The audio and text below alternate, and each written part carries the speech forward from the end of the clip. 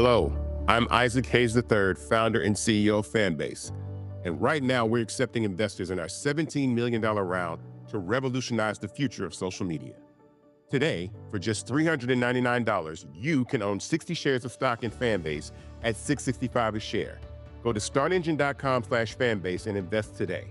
While the big platforms have grown too massive and disconnected from their users, Fanbase is building a platform where creators and users truly come first. We've already raised $8.6 million from everyday investors who believe in this vision, and now you can join them. This is your chance to invest in a social media tech company with over 1 million users that is disrupting media by allowing anyone to reach all of their following and monetize their content from day one. The market is changing, big platforms are failing to serve their users, and Fanbase is stepping up to fill the gap. Don't wait until it's too late. Invest now. Invest for yourself and your future. Go to startengine.com/fanbase and own the future of social media.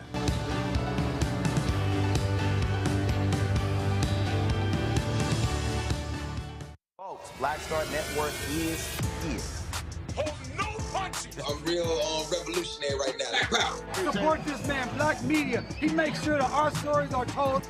Thank you for being the voice of Black America, Roland. Stay black. I love y'all. All momentum we have now, we have to keep this going. The video looks phenomenal. See, there's a difference between Black Star Network and Black-owned media and something like CNN. You can't be Black-owned media and be scared. It's time to be smart. Bring your eyeballs home. You dig?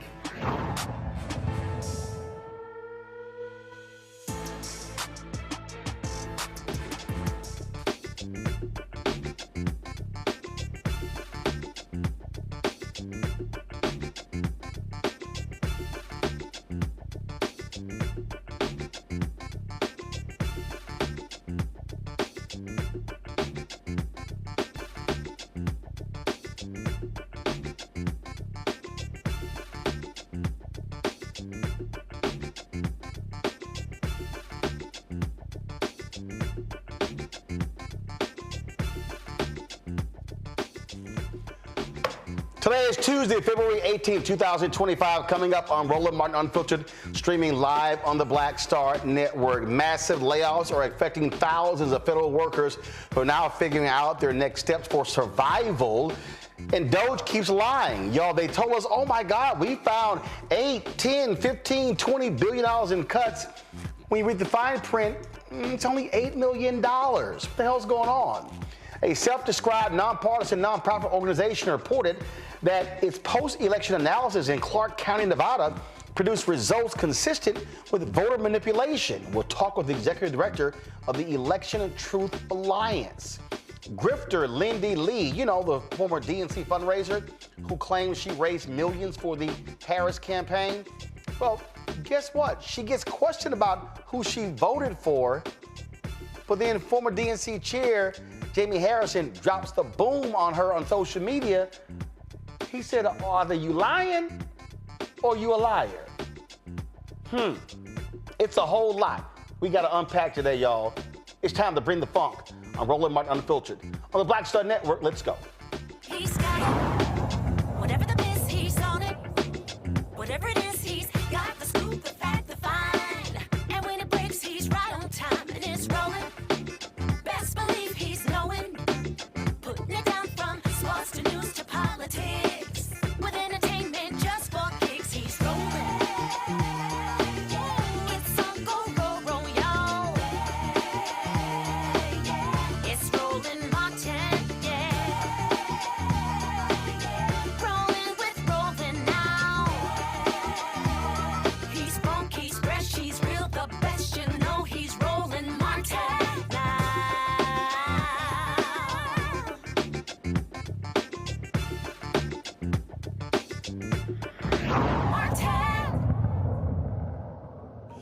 Folks, it's always important for you to read the fine print when we start talking about what is happening with Doge, Donald Trump, Elon Musk, and all the stuff that they're doing. I mean, to be real honest, they're lying. They're lying. They're just making moves willy-nilly, firing people left and right without any regard for their families, for their health care, their jobs, you name it. And we really have been trying to walk y'all through what's going on here. Because, see, a lot of people out here are excited and happy, and they're like, oh, think great things are happening. They're moving. They're taking action. But it's sort of like people who are moving chairs around the Titanic. Oh, you're like, hey, there's action. Things are happening, but are things really happening? Or are they just breaking stuff just for the hell of it that gives you the impression that things are actually going well?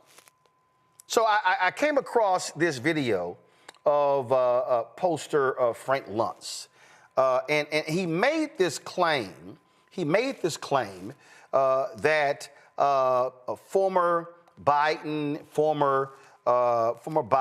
and other voters made the claim that they, quote, love the pace of what's happening. They love how fast things are moving. But you got to ask the question, are things actually moving? What's actually happening?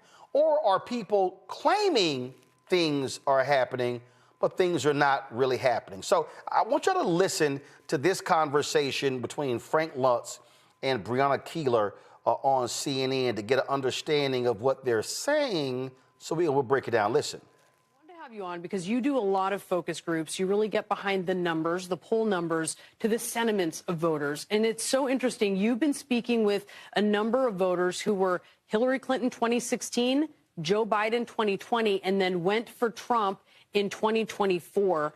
How are these folks seeing the early days of Trump's second term? Pretty well. Really? And they're reacting to it because they love the pace of change. They were very fed up over the last 4 years. They wanted action. They wanted results. They looked at prices. They looked at affordability, looked at immigration, and they didn't see anything happening. They still don't like what he says, but they like what he does. And these are Democrats now who felt that they were not securing the border. They were doing nothing to prevent illegal immigration, that nothing was actually happening. They wanted to see a reduction in wasteful Washington spending, and they're seeing that. So what they tell me is, I wish he would be a little bit less rude. But at the same time, they like what he's doing. They believe he's serious about it. And for the first time, they have confidence in the future, which is why you now see some significant shifts in the polling about the expectations for the direction in the coming years. It's a big wake-up call for Democrats. I'm waiting for them to get a message. I'm waiting for them to unify and to understand that to oppose and to be the resistance, which is what some of them use that phrase, that's not what Democrats in grassroots areas want from them. They may not want the approach that Trump is doing, President Trump, by the way, I now know to say President Trump, but they do want action, and they don't see action from the Democrats. Okay, so they want action. They want to see stuff done. Here's a fact. Trump and his co-president Elon Musk and Tom Homan, they are deporting fewer people per day than happened under Biden. But this is the difference. The difference is Trump has turned deportations into a reality show. Trump has invited Dr. Phil to be embedded with the folks doing the deporting. He's out there following them around, and he's on the ground with them. Then you've got Kristi Noem. She is the head of Homeland Security. Oh, she's really doing this thing up, y'all. She's showing up dressed all up in the uniform, and she's got the Homeland Security uniform on, and she got the cowboy hat on. And you think I'm lying? Go to my iPad, Henry. Oh, look at this here. Oh, man. We got the green on, and we got the flat jacket on, and we got the cowboy hat on. And, I'm showing y'all what I'm doing. See, you saw Biden-Harris's head of Homeland Security. You saw her. You saw her out there, and you saw Mayorkas in a suit leading the agency. But no, this is what you got right here. You got Noem. This looks like Yellowstone. This looks like a television show. So, oh my goodness, that's the difference, y'all. Trump is a showman. He is a circus act. So what he has done, he is creating the illusion of action. So what then happens? Oh, Elon is coming in and he's tearing these things up and he's firing people and they're sitting here, they're slashing waste and they're claiming that, oh my God, we're doing these things and we're saving billions of dollars and it's $8 billion a day. Did y'all see today's announcement? This is the John F. Kennedy Presidential Library. Oh, did you see the sign on the door? Due to the executive order, the JFK Library will be closed until further notice. You can't actually go to the library because what they've done with federal workers. And you may say, oh my goodness, see, it's action. It's action. Check this out. Trump signs an executive order claiming the only people who can say what the law is, him and the Attorney General. Listen to this here. In the Office of Man. Lastly, we have another executive order that President Trump signed relating to independent agencies. This executive order would establish important oversight functions in the Office of Management and Budget and its subsidiary office, OIRA, supervising independent agencies and many of their actions, and also reestablishes the longstanding norm that only the President or the Attorney General can speak for the United States when stating an opinion as to what the law is. Thank you very much, Will. That was the... I'm sorry. Only the President and the Attorney General can speak on what the law is. Really? Are you serious? Is that what we're doing? See, it's the illusion of things happening. And see, there are people out there who they thought that, oh yeah, Trump is going to come in, he's going to make these changes, I think he's going to get moved. What did Frank Lunt say? Oh, those voters, those Biden, Hillary voters. What is the first thing he said? Prices come down. I'm sorry, have prices come down?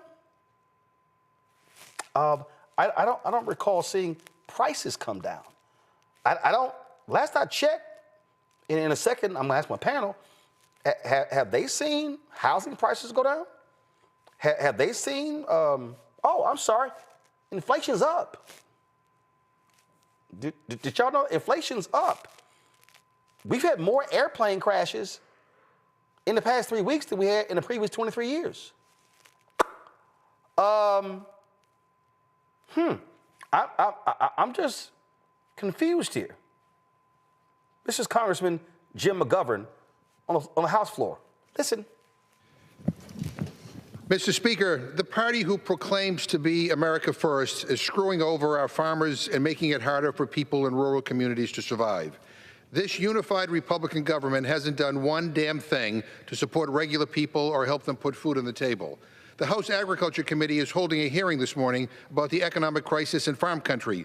Newsflash, it's declining by the minute because Donald Trump and Elon Musk work for the billionaires and not for regular people.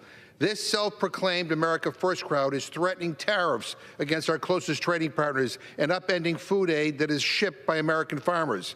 The last trade war started by this president cost American farmers $27 billion in exports. And here's the sick part. Republicans are cheering him on because they want to use the money they steal from the American people, from farmers and from SNAP recipients to give billionaires a tax break. That's not America First. That's not supporting our rural economy. It's a sham deal for working people. I yield back. I want y'all just you gotta pay attention. You can't get distracted by the mirage. You don't believe me? Listen to this fool when he was asked about prices. Egg prices have reached an all-time high. What What's your advantage? Egg prices have reached an all-time high. It was a long, before I ever got here, it was at an all-time. This didn't, remember, I've been here for 3 weeks.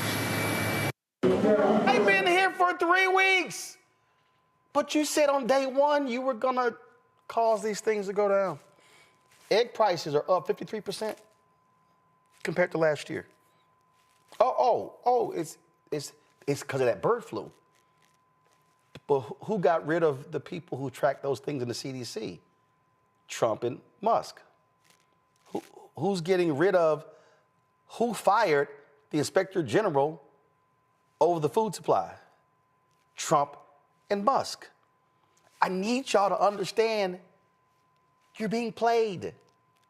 These fools are being played. They don't even know it. They don't even realize it.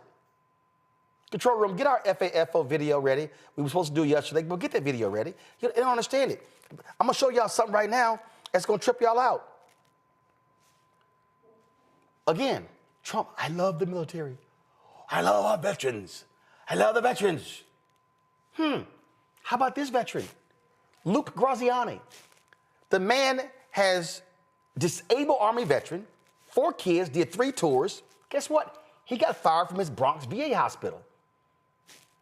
You see this right here? He got fired. That's right. He served 20 years in the Army, first as a supply specialist, then in public affairs, deploying for 2 tours in Iraq, another 2 in Afghanistan, for retiring in 2023. So let me explain to you what's going on. Okay, so Trump's, I love the military.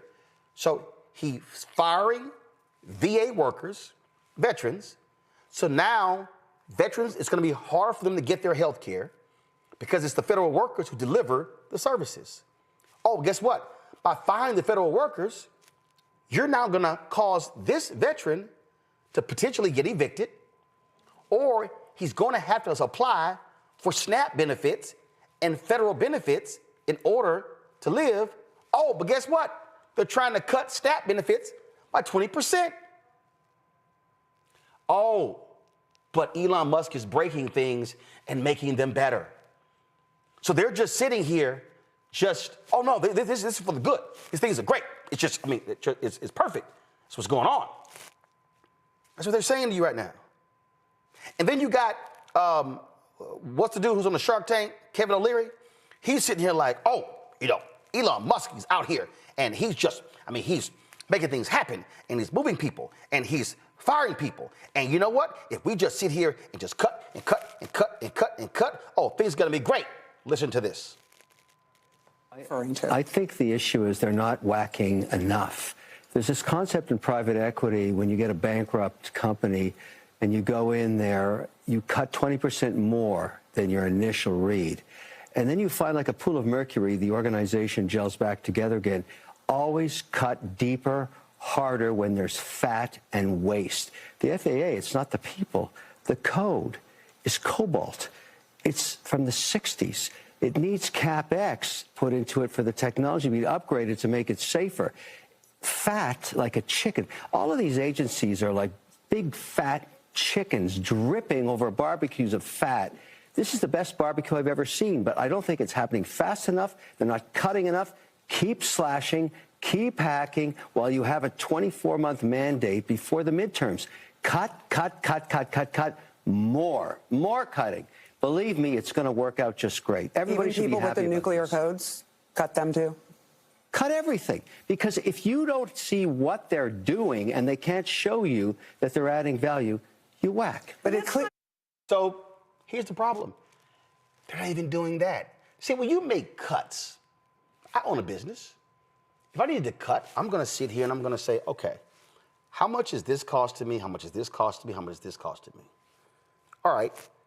What's the value of that? So I'm just going to again, I just want you to understand, this is real basic. So here's a perfect example. So I'm sitting here right now.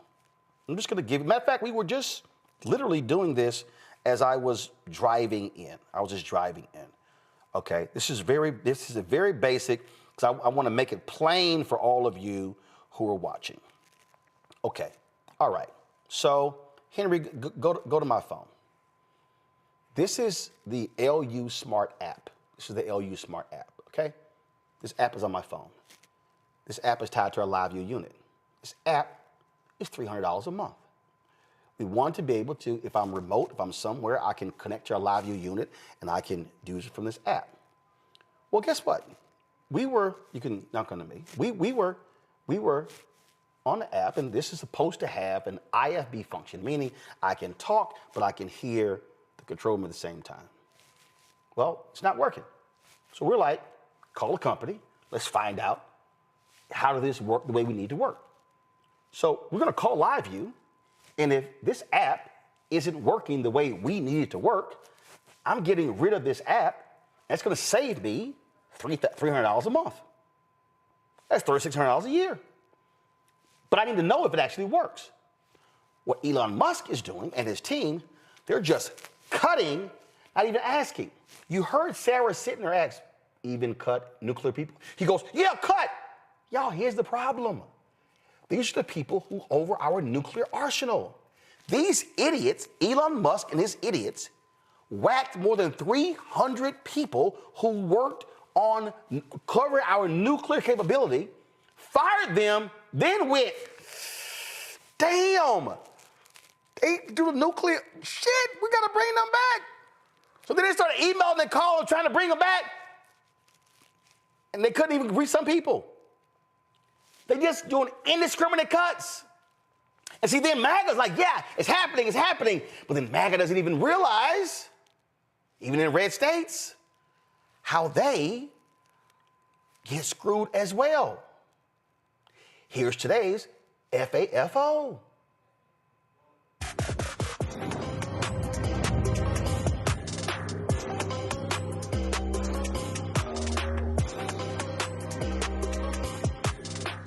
Someone to explain something to me. I live in Alabama, and my utility bill usually averages between $200 to $250 a month.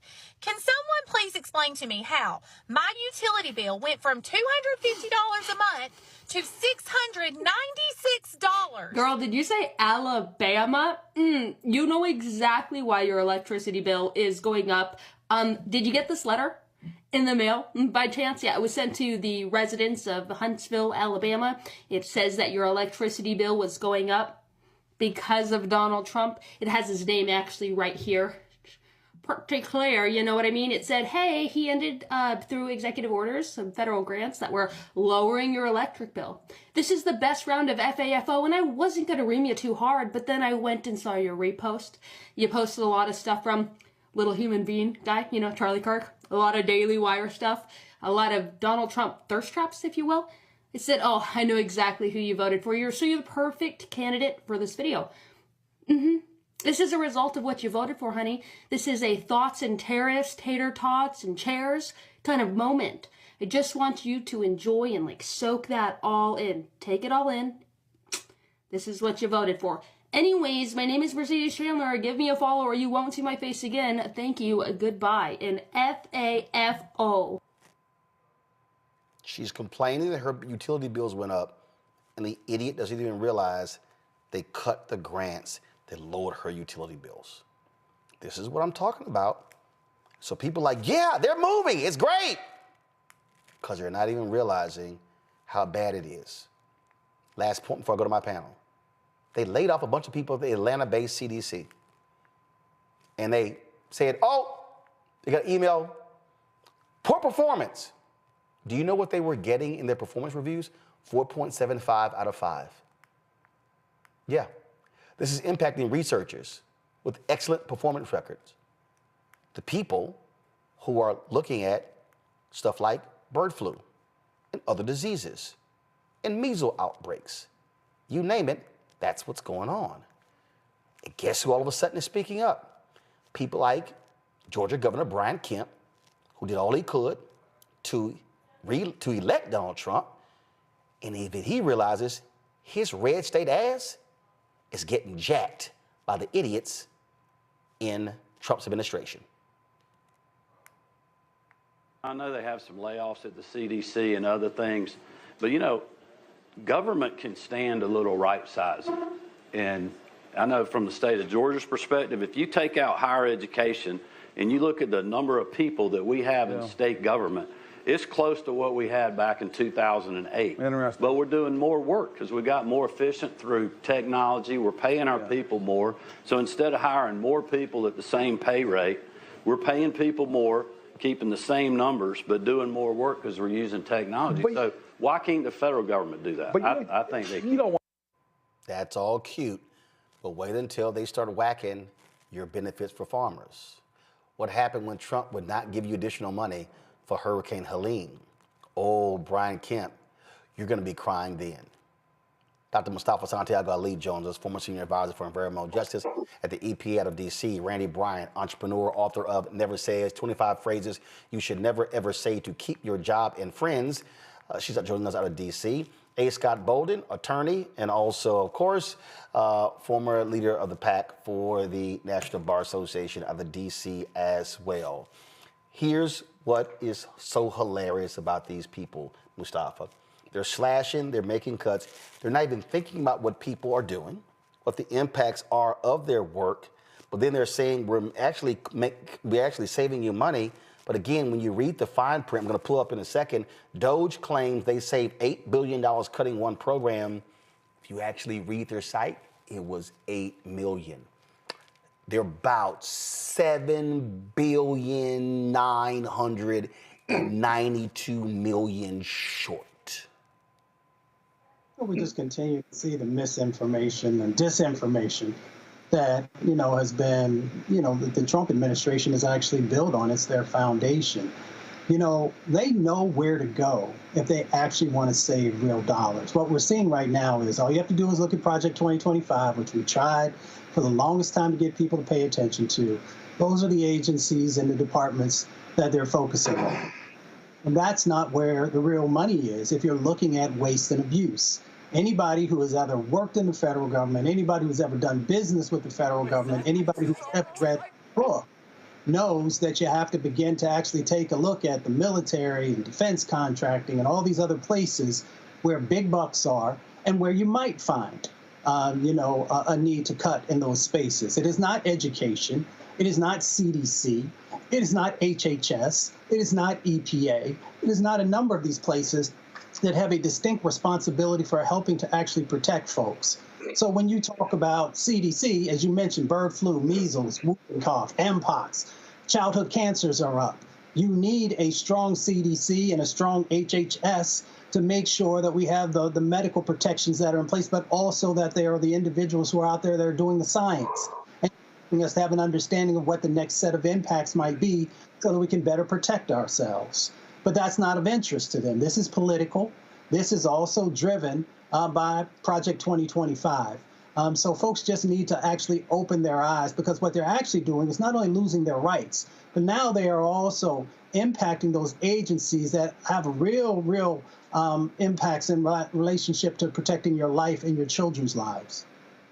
See, Scott, the mistake I believe, for Democrats, you take the story that I read about that vet. If I'm Congressman Hakeem Jeffries, if I'm Ken Martin, the Democratic chair, if I'm Senator Chuck Schumer, every day I'm looking for 3 to 5 stories like that. And you know what I'm doing? I'm sending that to every member, and I'm saying amplify, amplify. I'm then sending that to every state Democratic chair, amplify. I'm saying find stories like this, every single one of your states, get to all of your county chairs, and then hit the media as well, amplify. You have to be amplifying the pain that people are receiving, whether they're the regular average folks who get federal services and the federal workers, for folk to understand what is happening. It cannot be a DC conversation. It has to be how they're being affected locally and personally. Yeah, and it's really about messaging, which is what you're really talking about. Donald Trump, it's a sham, right? We call him Don the Con for a reason. He's Don the Con because he riffs and says all these things that are just hyperbole and not true. So the cutting of the federal budget or these agencies, right? Let's be real clear. I was listening to Mustafa. I think we're giving him too much credit. He's not cutting fraud, waste, and abuse. He's cutting programs and agencies that he doesn't like. So he's cutting DEI. He doesn't like it. They're not fighting fraud, waste, and abuse at the CDC or at Department of Education or any of these other, or USAID. They just don't like the program.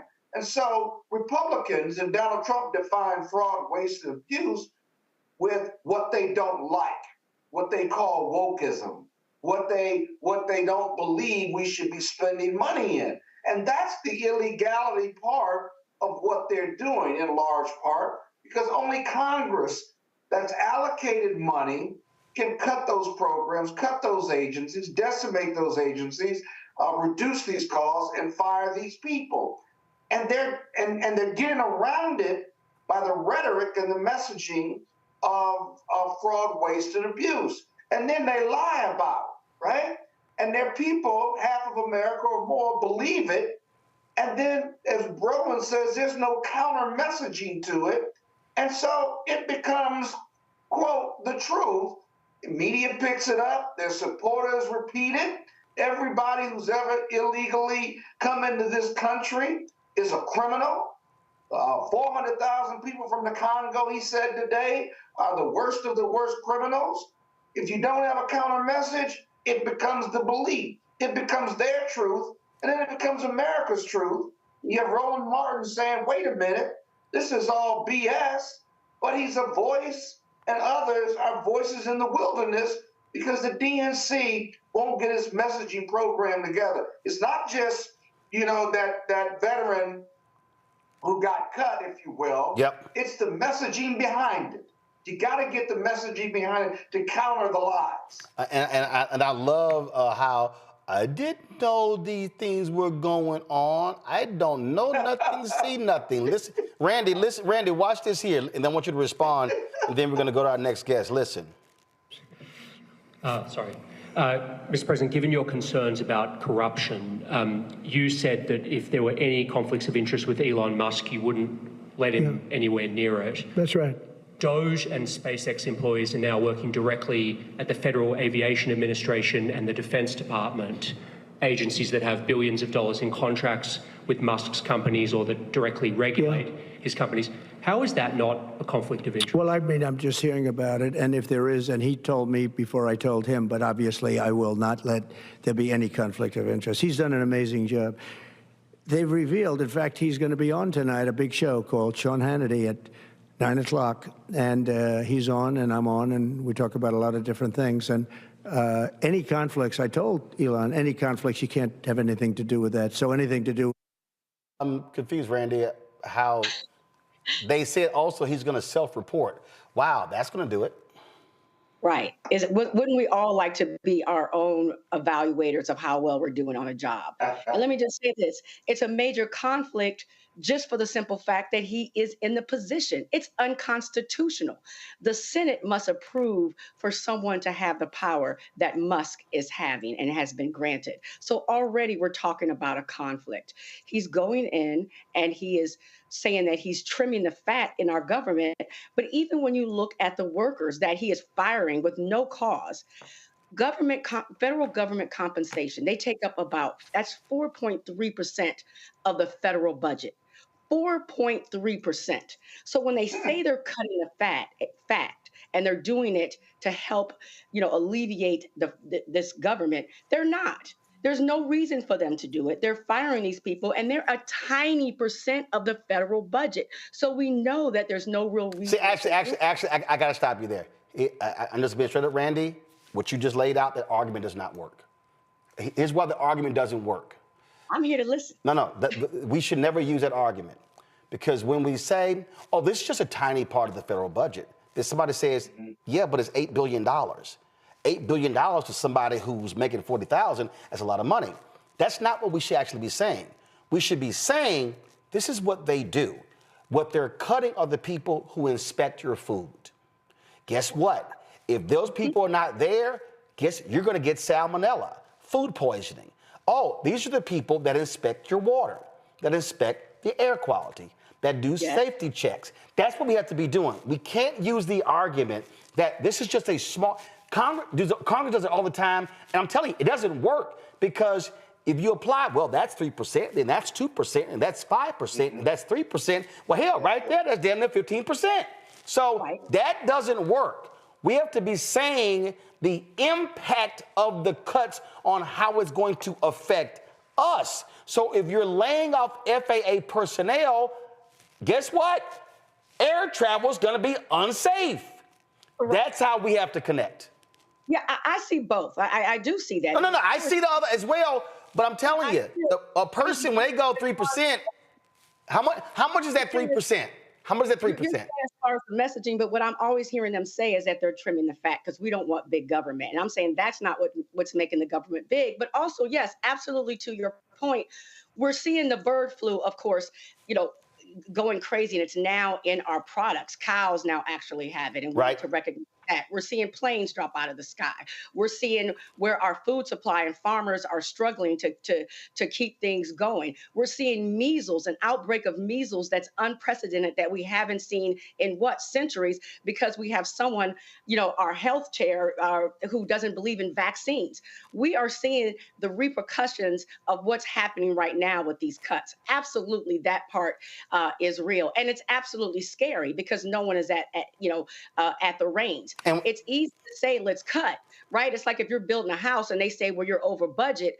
Okay, let's be fair. Let's cut some of our housing costs, but you don't cut the toilets. You don't cut some people, some fundamental things, and that's what's happening. There seems to be cuts in activity, but no real plan. Well, no, there's no real plan. And then, of course, what you then happen is right here. Go to my iPad, Henry. USDA says it accidentally fired officials working on bird flu and is trying to rehire them, according to NBC News. I told you they're idiots. Folks, it's not just that. It's also when it comes to our elections. Pam Bondi announced they were disbanding the unit that specifically is charged with ensuring foreign interference does not impact our elections. Yeah, that's real. Now there are fresh concerns regarding what happened in 2024 presidential election, specifically in Clark County, Nevada. A lot of people were concerned with what was happening there because they were shocked with the Republican turnout in Clark County. They said, hey, significant number of union workers there. It has always been a Democratic stronghold. Now a nonpartisan group called the Election Truth Alliance, or ETA, has wrapped up their independent investigation of voting data from Clark County. They found some unusual patterns that they say could point to, quote, potential vote manipulation. Nathan Taylor, the executive director of the Election Truth Alliance, he joins us right now. So Nathan, just explain to us how y'all define this potential vote manipulation. What did y'all see in terms of these numbers? Thank you so much for having me. So in terms of what we were looking at in Clark County, Nevada, they published just after the election their vote record, their cast vote record, and that goes down to the tabulation machines and the three types of voting. So mail-in, early vote, and election day. And so what we did is we looked at the statistical distribution of that data, and we compared those three types. And we saw that mail-in, it looks statistically normal. Normal distribution, a bell curve pattern. We saw that election day didn't look very anomalous at first, but then we looked at early voting. And early voting is where a majority of the votes were cast during the election for Clark County, Nevada. And when we looked at it, we actually pulled out the distribution, and we saw it shows statistical evidence of potential manipulation. And what that means is a portion of both candidates' votes look like they could have been changed. And we see that because instead of a bell curve, it comes out more of a Russian tail, as we would call it. And so we delved deeper, and we actually pulled data for Washoe County, Nevada. That's the second most populous location. And a little bit about my background. I work in cybersecurity. I was a 25 Bravo computer tech specialist in the Army Reserves. Got my degree in network security and then commissioned at the Army National Guard. And so I worked data, analysis for my normal job before kind of stepping into this role and helping found and run the Election Truth Alliance. And so What was concerning about this election and led us to looking into the actual data was, as you mentioned, 7 swing states kind of popped up after the election, and we thought that was strange, given some of the polls, given some of the other analysis. And when we dove deeper, now we're seeing the potential for the vote counting machines to have been manipulated. And so the main concern is the type of manipulation we're seeing in Clark County, Nevada. It's not unique to Clark County, Nevada.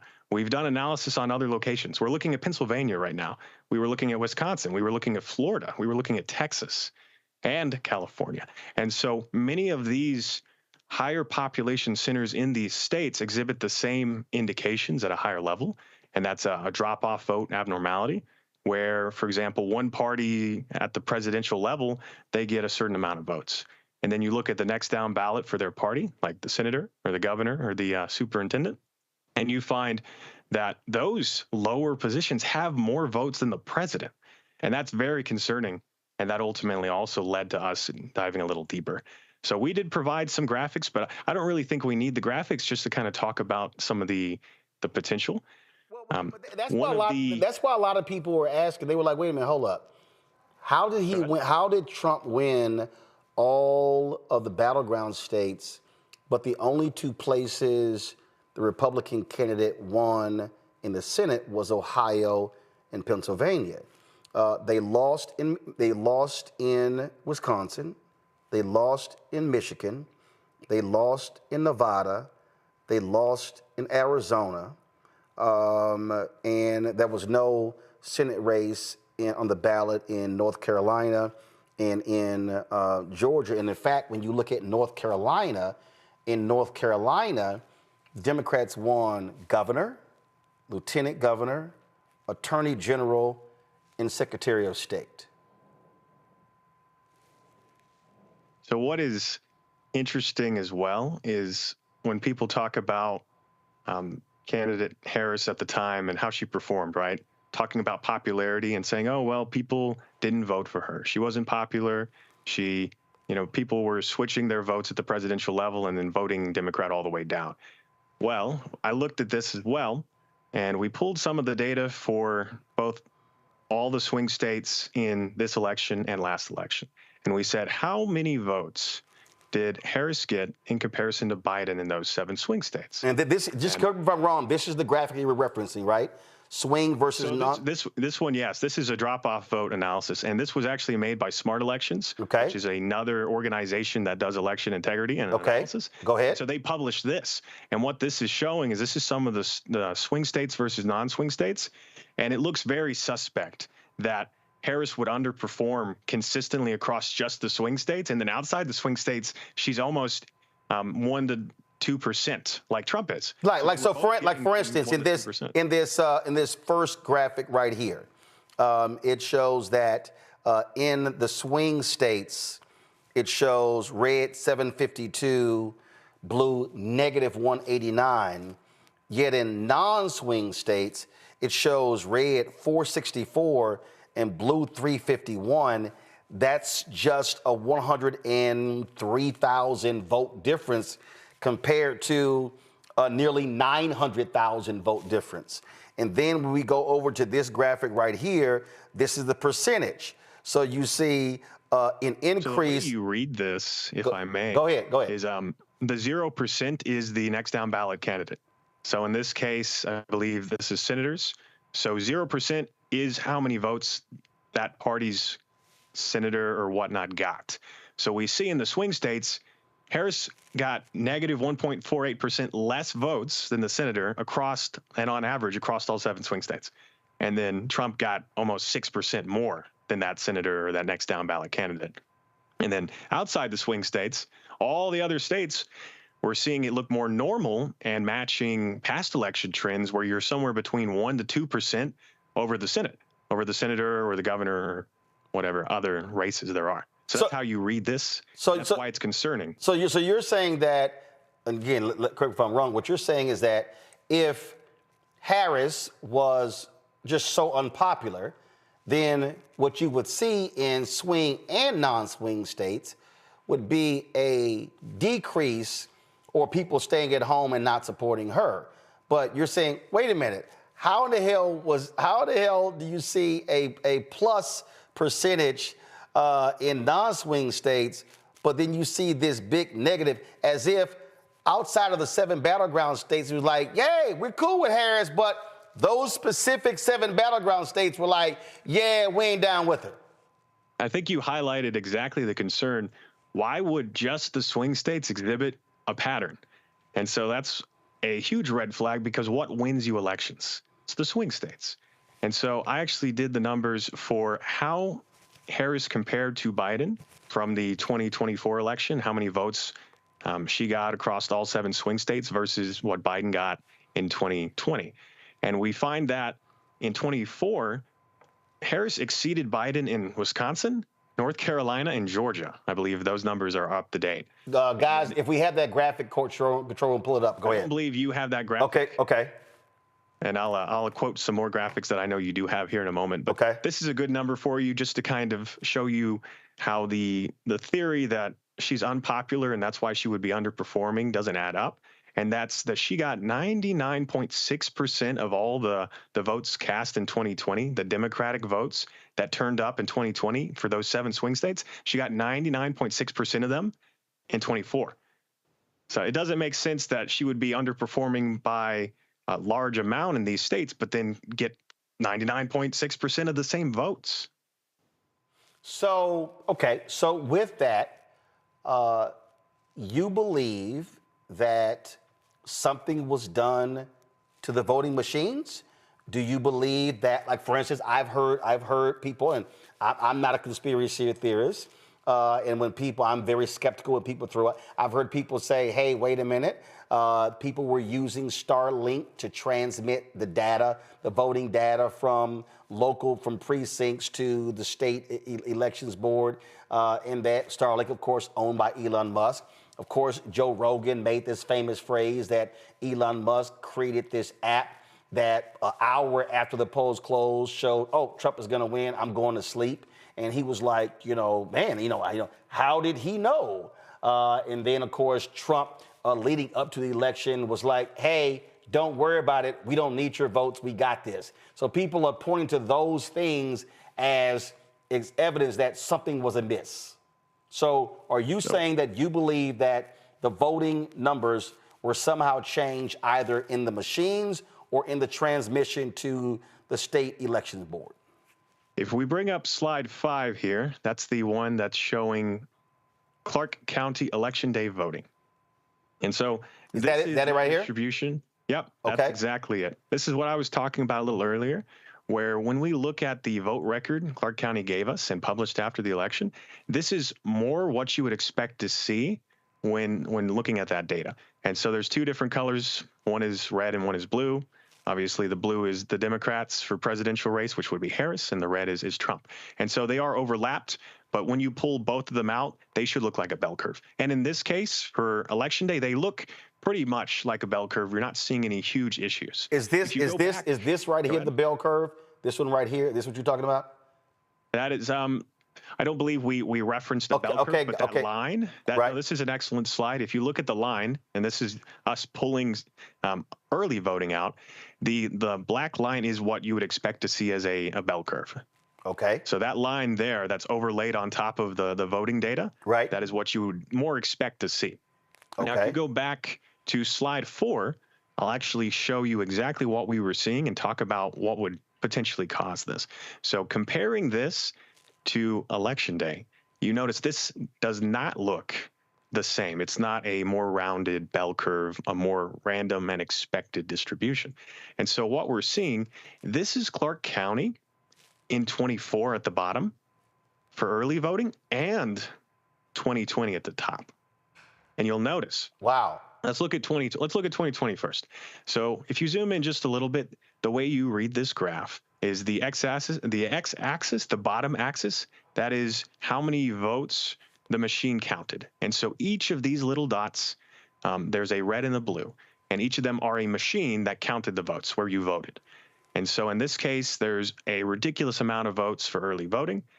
And we see that those tabulators were those voting machines. In this case, they have, in Clark County, Nevada, they have like polling centers they set up. So you can generally go anywhere. And so what we see is as the amount of votes were cast, the places where there were more votes cast, we see after about, I think for early voting, it's closer to 500-600 votes or so. So we're going to do this here. We're actually going to switch from my control room to my iPad. There we go. So this is, okay, so now I'm able to zoom in. Perfect. Okay, so this is the top one, and this is the bottom one. Okay, go ahead. Yes. So let's look at the top first, and x-axis is how many votes the machine counted. Each of these is a different machine. Some machines only counted a handful of votes. Some counted 800 plus. And so the left, the y-axis is the percentage of votes. So the higher up you go, the closer, the further up and the closer you get to 100%, you win more votes. And so what we saw when we pulled this data and we did this analysis, in 2020, up until about 450 to 500 votes counted by machine or cast at the machines, it looks normal. Right. So that's that. 500. Go ahead. Okay. Then 500, all of a sudden, we see a lot of red above 55%. Right. We see separation. Okay. And so what's interesting is if you kind of break this down into the correlation or the trend, as more votes were cast at higher populations, the Republican Party benefited. And so what was weird about this is in 2020. What was weird about this is counterintuitive to how voting patterns normally are. Well, one, you don't generally see a trend as more votes are cast. You just see a better reflection of how people, generally feel. Okay. And the problem is Democrats generally benefit at high populations because they live in high populated areas. So this makes very little sense for either of those reasons. So this is 2024 right here. Above. This is 2020 at the top. Yeah, at the top. This is 2020 that we're seeing right here. And this is 2020. This is 24. And this is 24. Wow. And so if you use the same concept, we see about from 250 to 300 onwards, that normal distribution just disappears, right? And you see you see aggressive separation. Right. So this is normal right here. As you say, this is normal. The first part is. This is normal. Then all of a sudden you see these gaps.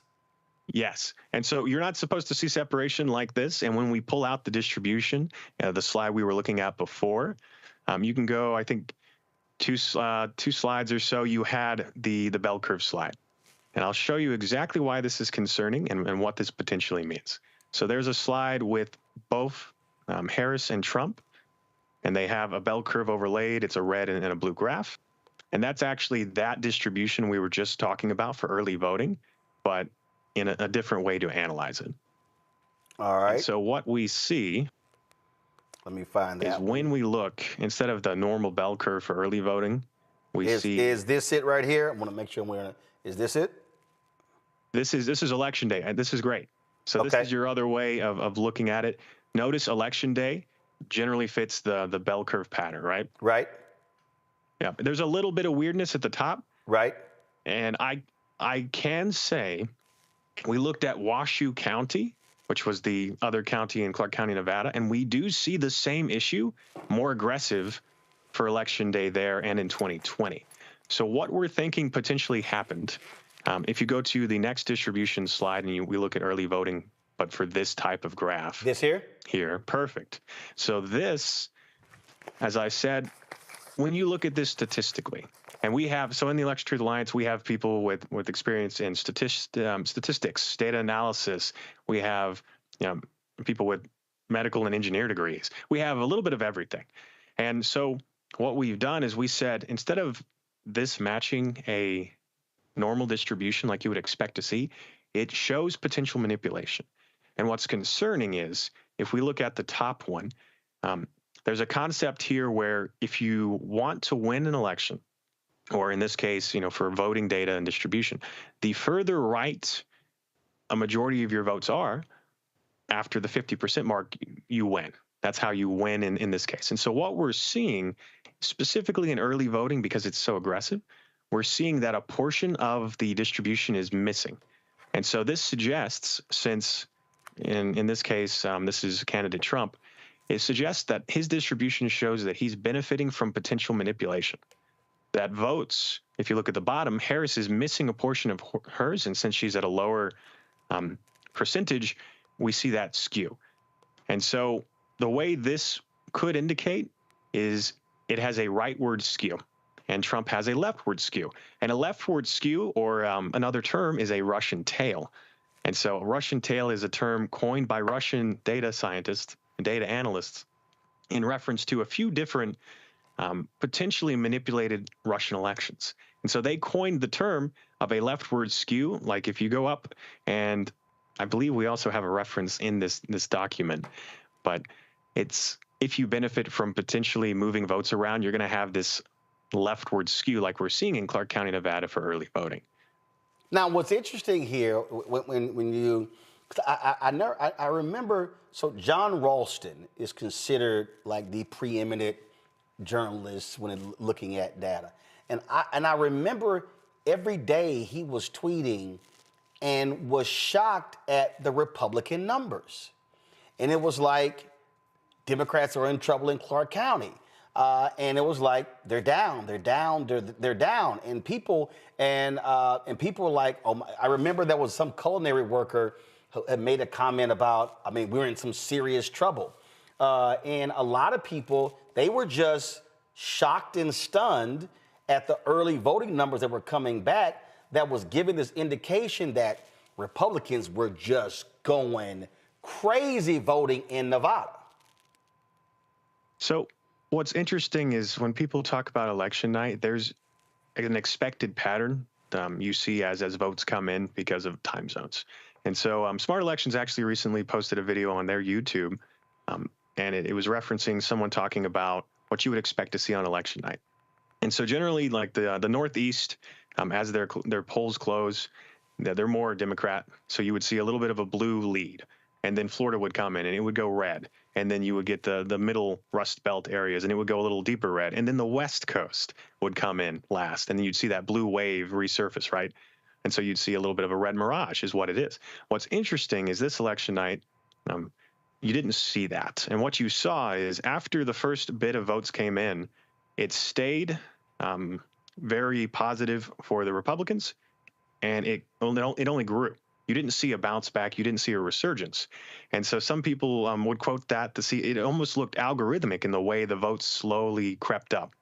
And what's concerning is, as you mentioned before, how could you have done this if you could have done this? So I get this a lot, especially with my background. People talk about, our election is secure. Our election isn't hackable. We spent 4 years arguing, everything's good. And so what's funny is when you actually look at our election systems, it's not that our election systems are secure or they're not. It's that every state runs their own election. We have a few different types of machines, and we have paper trails. And that's how we should be securing our elections. The problem is, let's actually look at how every state runs their elections. All of them have different procedures. There's no standard guideline for how you should do it. Right. But even then, they still have checks and balances they take account. The problem is we only really use, for our tabulation machines and our voting machines, we only really have two main brands. And both of them, as we found in the last little bit of our analysis, both of them, I think 70% of the vote counting machines used in the country for elections have had issues of cybersecurity specialists mentioning potential vulnerabilities. And so first of all, if you were to manipulate our machines... First of all, what are those two? You said there are two. Who are they? I can't say the name of the brands myself. Okay. But the top two that you're going to, see, they should be pretty apparent. And as you mentioned, as you asked before, how would you do this? Well, you would, as you said, I think you would do it at the tabulation level. So some states, they have voting machines and then they transfer their votes, or they scan in paper ballots. And the tabulators are what's doing all that work. And so, as I said, there's two main brands. And if you were to compromise those tabulators, you could change the outcome of an election because you could just change votes. And it's that simple. Or you could change the data in transit from the tabulators. Either way would look the same on paper. Okay. Any questions or input on that? So I'm going to go to my panel in a minute with questions. All right. So when you hear Republicans say we need to get away from these machines and go to paper ballots, what do you say? I don't disagree that paper ballots or a paper trail is good. The problem is we actually have to use them. This election, I think there were 3 substantial audits that I looked at, Arizona, Georgia, and Pennsylvania. And all 3 of those audits, in my opinion, were not effective in doing what they needed to do, which was to validate the presidential race. Pennsylvania conducted I believe it was a risk limiting audit for maybe 2%, and they did the Treasury. And they didn't even poll an appropriate amount of Philadelphia, which is like over 10% of their voting population. So it's things like that where if you don't set standards for what would actually catch manipulation, like we're saying potentially happened, and we're seeing indication of with the statistical evidence. And as I said, we're working on Pennsylvania and doing a statistical analysis like this. And I recently posted a video where we're seeing the same trend of as more votes are counted, the Republicans start to lead as if a change was occurring in Philadelphia and in Erie County. And so I think the problem is if you spent 4 years discrediting election integrity, because that's the difference. This is an election denial. This is election integrity. Right. It's not that we want to question the results. We want to validate that our machines are accurate, and that's why you should do audits. It's not about anything else. And so these audits were not efficient. These audits did not pass the standards, and they didn't even appropriately audit the races that could have been manipulated. And so to hold up, and Georgia and Arizona, they had their own different forms of audits, risk limiting audits, I believe. And I actually looked at those, and other data analysts and statisticians looked at them and said, hey, this isn't matching up either. There's some concerns of, these numbers don't really show. There was some errors in the reporting, and some previously reported numbers didn't match some in numbers, among other things. And so realistically, the way you should deal with our system is you use the machines. The machines are good. And then you immediately conduct audits at any point, and you appropriately sample the population, and you look at the presidential race. You can look at other races too, and you would pretty much quickly see concern. The problem is our system wants recounts. And so if you don't meet a threshold to do a recount automatically, and the candidate doesn't ask for one, it doesn't get done. It doesn't get checked. And so that's the issue we ran into this election. Questions from the panel. Scott, you first. Yeah, maybe. I listened to your data. I'm a former state party chair. I've run at least 4 local or presidential elections from the nation's capital, at least on the Democratic side. You'd have to agree that there are other variables that would counter your at least preliminary conclusions. For example, maybe the Republicans, those low propensity voters that the Republicans went after in order to outvote the Dems, outvoted the Dems and came out in huge numbers. And that was the differential, and that made the difference in the swing states and elsewhere. That simple piece alone would counter what you say is algorithmic oddity. Manipulation. Manipulation, forgive me. That's an excellent point. Tell me your answer to that. Point, right, is if turnout was effective. I don't know if you have the slides to reference this, but we actually mapped the early voting in Clark County to Las Vegas, and we looked at where these polling centers were and the turnout and how each party performed at these polling locations. Is it a graph, or is it a? I'm trying to. It is a map, very simple map with some overlay. It may have been included. If it is, it's an excellent point. If it isn't, I can talk through it. All right, I'm trying to look for it, but go ahead. Okay. But what we did, as I said, is Clark County, Nevada specifically, they don't poll or they don't vote by precinct. You can go pretty much anywhere to one of these polling centers, early voting or election day, and they'll map your vote back, and it gets added up. And what we found, as you mentioned, right, is if the Republicans turned out in huge numbers, well, there's 2 trends that are strange. One is, generally, as you said, the rural areas those are where you're going to see those Republicans really turn out. You can still see them in some of the more populated areas. Is this it here? Good. Hold up. Is it the one that says Clark County banning by votes? Early voting map? That's not it, right? This is another example of what we're seeing, but okay, keep talking. Keep talking through, and I'll try to find that map. Go ahead. No worries if you can't find it. But to answer your question very distinctly, we mapped those locations for early voting. We mapped the machines and the amount of votes those machines got. And Clark County specifically is a very liberal, very left-leaning location. And Las Vegas, specifically the actual let's city see. area, is this it right here? Nathan, is this it right here? Is this it? No, sir. It's fine. Okay. I'll talk through a little bit. Okay, all right. We may not have provided it for you. I think it's in 3 different things. Okay, go ahead. Actually, this map there, as you saw, is highlighting the 2 different highly populated areas. It's Washoe and it's Clark County. This one here? And so, yep. And so at the bottom is Clark County, Nevada. It is the #1 location in terms of population. Right. It's very liberal. And so the city of Las Vegas, we mapped it out location by location. And we compared the voting demographic, the registered voters in those areas. We looked at people are registered by precinct, but they don't vote by precinct. So we looked at those precincts. We looked at what the percentage of Democrat to Republican is. And it is heavily in Democrat favor. It's nonpartisan and Democratic in Las Vegas. And yet we're seeing polling locations that the Republicans were leading by over 5,000 votes in some cases. And so it's strange to see that there is no heavy red stronghold in the middle of Las Vegas, but we're seeing the early voting polling locations show that when we look at the data. And so but you yourself said, concerns us. You yourself said that in the state of Nevada that they don't vote by precinct. You can go anywhere and vote. And it's possible that red voters or GOP voters went to urban centers in Nevada or a high Democratic output and voted. I think your analysis is valuable. I do. And it's interesting.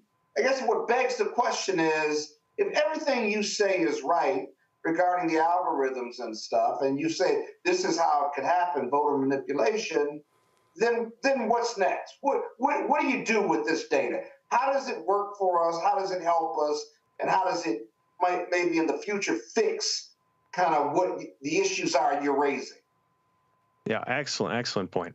The reason why we want to kind of bring this to light and we want these questions is we want audits. It's never too late to conduct a audit or an investigation. Obviously, the election is certified. The election is over. That's perfectly fine. But there is far more benefit in conducting audits and looking at the paper ballots and comparing them to the results, not just in Clark County, but in any of the swing states and even in other states. And so, as I said before, we want to validate the election. That's what my job has been since election night, is we want to make sure that our machines are safe. We want to make sure that people are asking these questions because it benefits everyone that we validate. And it doesn't hurt anyone. And we do an audit, right? We go to Nevada. We go to Clark County. We say, hey, let's audit let's audit all 3 types. And we find no discrepancies and no issues. The paper trail matches the reported votes. That's perfect. And we hold that up and we say, our elections are free and fair. This was just a discrepancy. And we can figure out why that is. As you said, maybe this was a historic moment and there was a lot of momentum and people came out to vote in unique ways. But realistically, unless you validate and you check, it hurts us all. And so that's why we want accountability and we want audits, and we are willing to pay for them as well. I've reached out to a couple different organizations and entities to help us, push for those. Mustafa. Yeah, well, thank you for sharing this information. My dad was big into mathematics, probability, statistics, so this is helpful. I'm curious. We've got this dismantling of the election security efforts that are going on right now. How does that impede the work that you're doing? I mean, we see what's going on with the FBI and the task force that's there, DOJ, FEC, EAC, all these different folks are supposed to play a role. As we move toward midterms, of course, we've got to get this right, make sure that there's, no funny business, I'll say it that way. So I'm just curious about the steps you think we should take and how, these changes that we're seeing inside the federal government might play a role. It's very concerning to see the dismantling of these organizations that should be safeguarding our elections. That is a concern because what benefit is there to destabilizing our election systems if not to make it easier to manipulate them? That is a concern. And I think, as you said, kind of going forward, this is why I helped found the Election Truth Alliance. It's because no one else was doing this work. No one else was actually looking into the numbers, holding up the data and saying, this looks weird, we should dig deeper. And that should have been the federal government. That should have been these agencies, but they've not been doing it even before they were being dismantled. And that's a concern as well.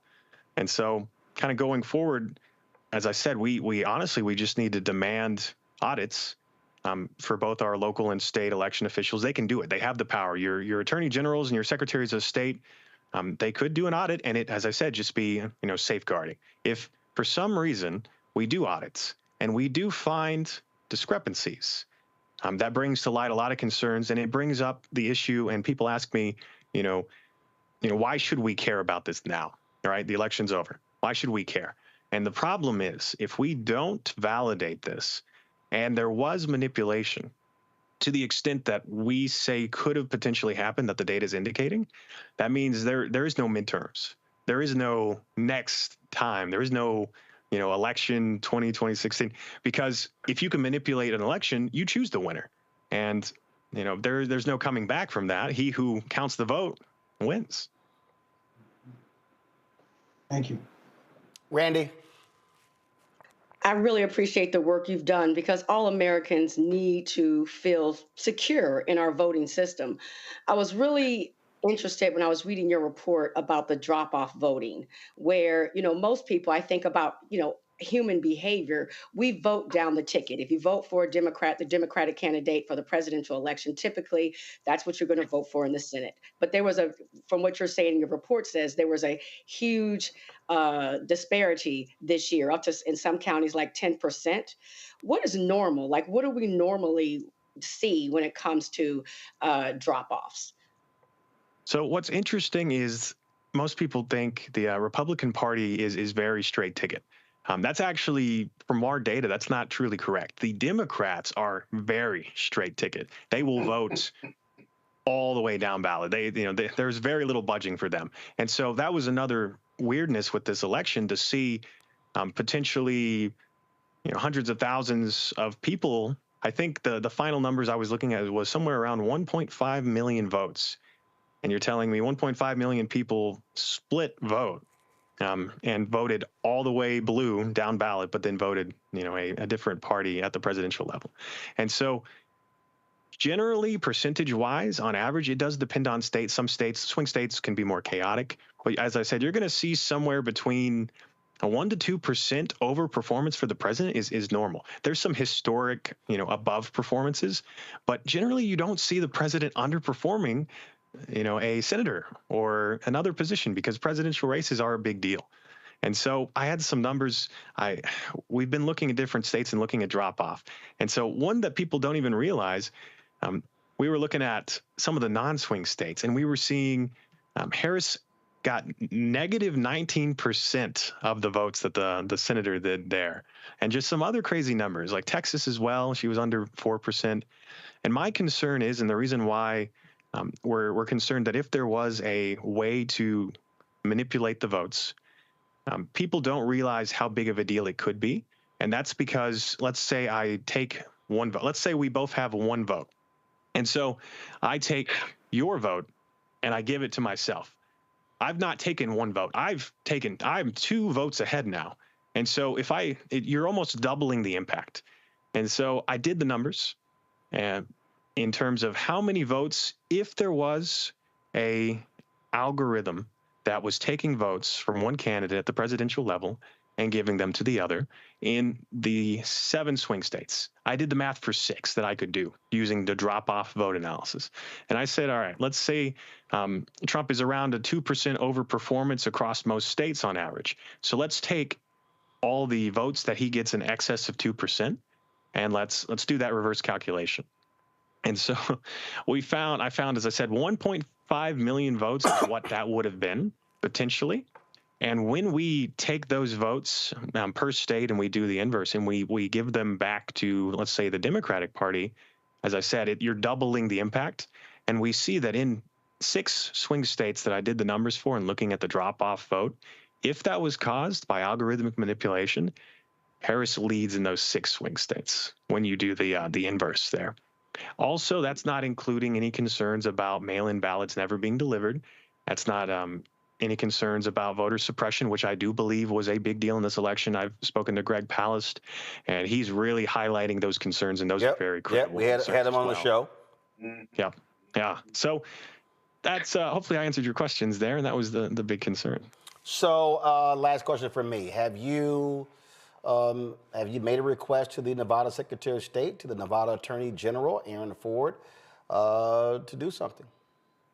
I have had people within my organization draft and send out emails and correspondence reaching out to them. Yes, not just Nevada, but other states as well, other secretaries of state. I mean, we will continue to do so. And we have that PDF that you saw, and we have some other documentation. We send them saying, hey, here's our concerns, here's our analysis. We'd be interested in facilitating an audit. For Clark County, Nevada specifically, they have poll tapes. And so it's not a paper ballot trail, but you can still go in and look at the vote count. And if there was algorithmic manipulation, like we're saying, if the tabulation machines across the country could have been manipulated, what you would find when you compare it to the paper trail is you would find 2 things.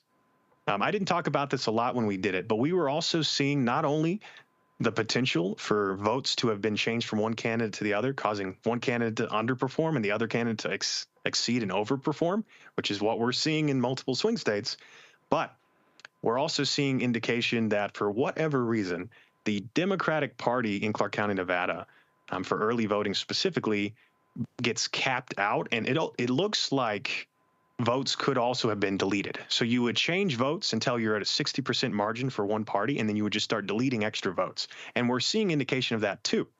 So if we look at the paper trail in Clark County, Nevada, or in any other place this could have happened, potentially happened, you'll find that not only are there more votes on the paper trail and more paper ballots than were reported, but there would be missing votes for the Democrats that show up for the Republican Party. All right. Nathan Taylor, we certainly appreciate this breakdown. Thank you so very much for sharing your time with us. Thank you very much for having me. All right, folks. Man, that was quite fascinating. I see all of y'all comments on the YouTube channel, and y'all really appreciate that as well, folks. And all of you who are in the chat, y'all do me a favor, hit the like button. I see all y'all commenting, but y'all ain't hitting the like button. I'm gonna go to a break. We come back. I have been blasting this little child, Lindy Li, and I'm gonna call her Lindy Li. Wait till I show y'all this video. And man, does a former DNC chair, Jamie Harrison, flame her on Twitter. I'm going to show you that when we come back. Don't forget, support the work that we do by joining our Bring the Funk fan club. Our goal is very simple, to get 20,000 of our fans contributing on average $50 each. It comes out to $4.19 a month, 13 cents a day. It really is about supporting Black-owned media, allowing us to be able to do stories like that. Somebody posted in social media that these networks wouldn't spend more than 2 minutes on the segment we just did. That was almost a 40-minute conversation there. That's why your support of this show is critically important, and this network. We also, of course, have got a new show that we've launched, and we're gonna have a second episode airing on Thursday. So this is not just this show here.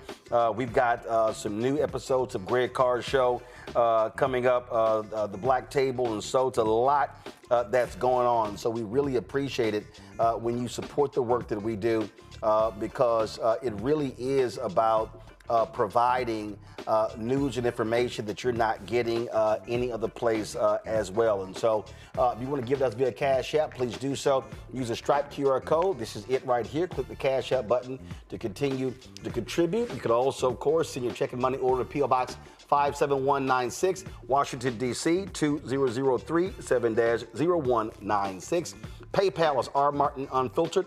Venmo is RM Unfiltered. Zelle, Roland at RolandSMartin.com. Roland at RolandMartinUnfiltered.com. We'll be right back. This week speak on the other side of change. Abolition focus. Should we aim for reform or abolishing the entire system? Kimon Felix lets us know how much possibility lies in abolition. That is such a radical image because it offers the suggestion, a suggestion that we already know to be true, which is that we have what it takes to take care of each other and to take care of ourselves. Watch us on the Black Star Network, so tune in to the other side of change.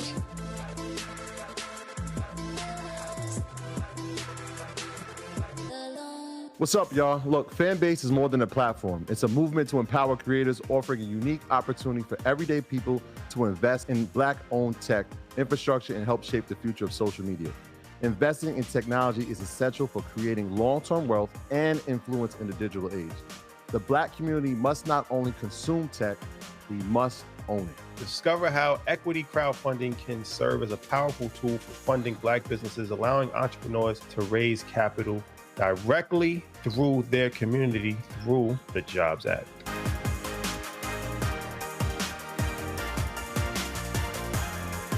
I'm Russell L. Honoré, Lieutenant General, United States Army, retired, and you're watching Roland Martin Unfiltered.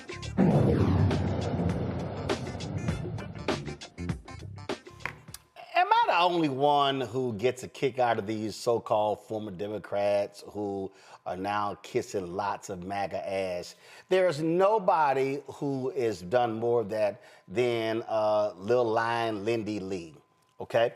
So she's a fundraiser for the DNC. Our script says a well-known, but she ain't well-known. Didn't nobody know about her ass until she started going on Fox News. And so she's raised money for the Democrats 2024. And so she was all over social media just praising and loving President Joe Biden and loving Vice President Kamala Harris and posting all of these photos. But after the election, she was going off on the vice president, awful candidate, awful campaign. Democrats are sick of this, all this sort of stuff. Then she all of a sudden flipped to saying I was a conservative Democrat the whole time, and Fox News was showing her some love. And then she left the party, and oh, how she was just getting all this MAGA love, and she had never got that kind of love from the Democrats, and she was just going on and on and on. So the other day, old lion-ass Lindy Li, or Lindy Lion-ass Li, was on Piers Morgan's show, Uncensored, and listen to this exchange, y'all. So out of interest, who did you vote for in the election? In 2024? Yeah. I voted for one person. I actually ignored everybody else on the ballot.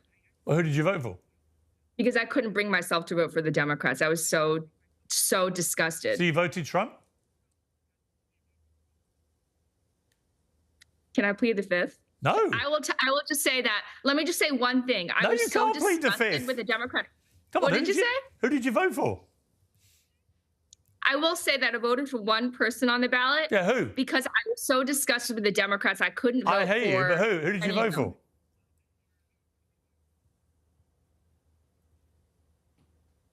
Do I have to answer? Yes. It's uncensored. Come on, spit it out. See, I can't win with this because I raised. You could be money honest. I mean, if you're honest, you win, right? I mean, that's. Well, no. Well, my donors and all the Democrats will accuse me of sabotage if I. Come on, Lindy. Who did you vote for? I voted for Bob Casey. I didn't vote for president. I just couldn't because I'm just so disgusted. Well, let's get a reaction. I'm here's the thing. By the Democratic Party that I couldn't bring myself to vote for any of the. You voted for. Just stop speaking for a second. You voted for Bob Casey, who is a member of the Democratic Party, which is the party that who's one of the most conservative members, who's pro-life, famously pro-life. I know exactly, sweetheart. I have a house in Pennsylvania. I actually campaigned for Bob Casey. If you're going to talk like that to me, please don't sweetheart me very much. So I'm not. Listen to me because you have to stop speaking for a second. Let me be very clear with you.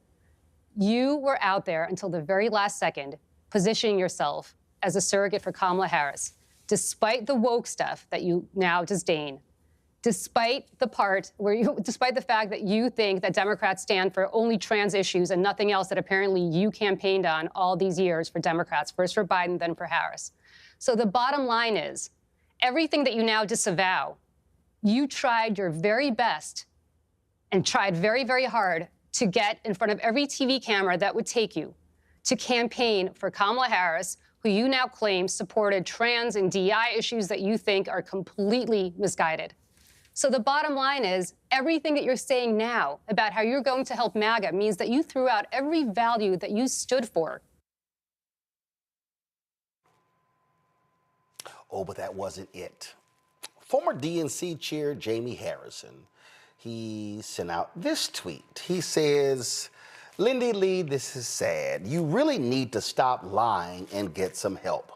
When I got out of the car at the Kamala Harris election night party at the Conrad, you were the very first person I saw.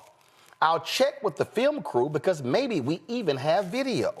Nonetheless, you were perched by the door, ready to take pictures with any celebrity type or elected official that walked in. Like a student trying to impress a professor, you joyfully rattle off how much you raised this cycle to support the campaign. You told me about hosting a fundraiser at your home and your unwavering support of Joe Biden and Kamala Harris. So either you were lying then or you are lying now. But either way, it just makes you out to be a liar, a very bad liar. Who in their right mind raises money for someone, travels to that candidate's election night party in D.C. and not your home state of Pennsylvania, but yet is so disgusted by that candidate, you don't vote for them? Piers Uncensored, Piers Morgan, y'all are being hoodwinked. Carry on. Y'all, this is utterly hilarious because she's all over social at the Democratic National Convention. She's everywhere. Now, mind y'all, little lying-ass Lindy blocked me because I was giving her the business on Twitter. But here's what's so stupid about this, Randy.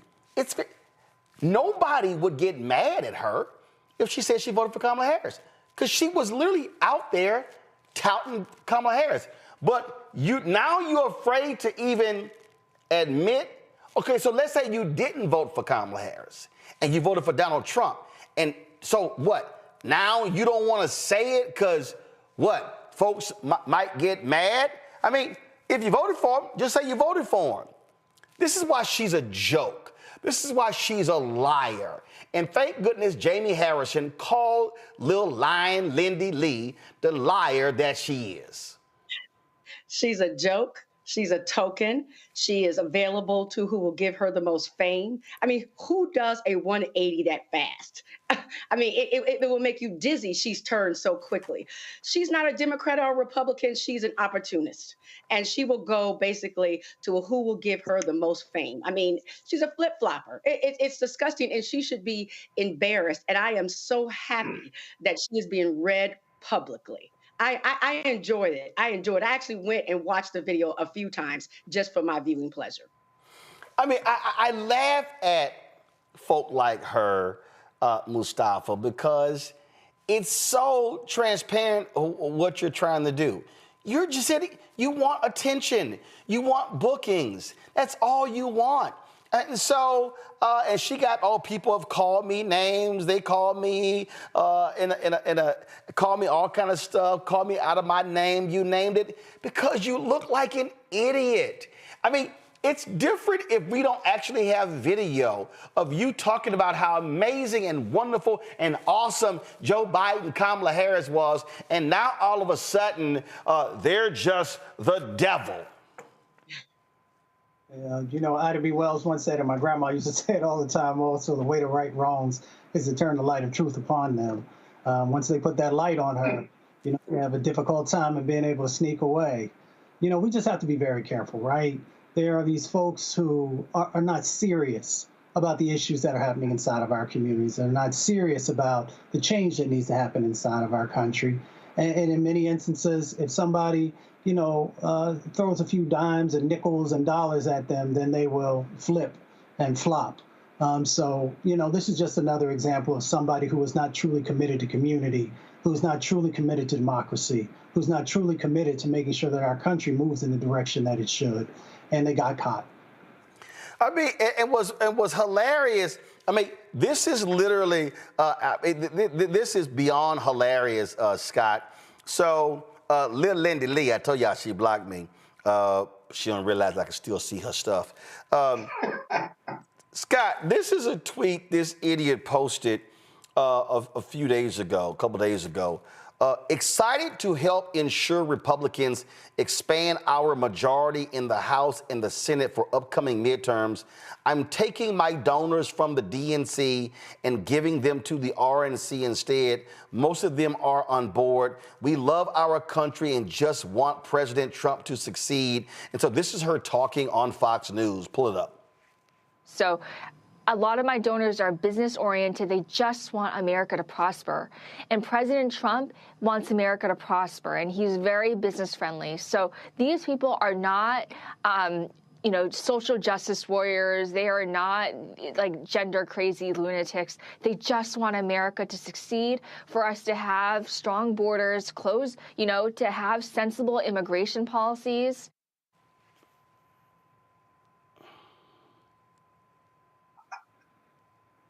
So, Scott, go ahead. You haven't asked me a question yet, but I've only got two things to say. One, when you flip-flop like that and you lying, Lindy, neither side trusts you or really wants you, or one or both are going to use you.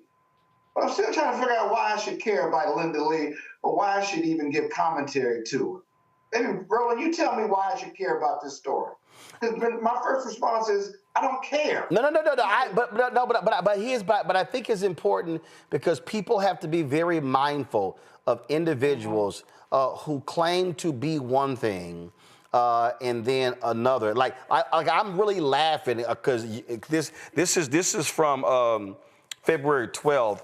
To all the Dems who attack Elon Musk for being an unelected president, I have two words for you, Joe Biden. Biden wasn't running the country for the last 4 years. His unelected senior advisors were and operated in the shadows. You wouldn't even recognize their names so kindly, STFU, and she goes on Glenn Beck.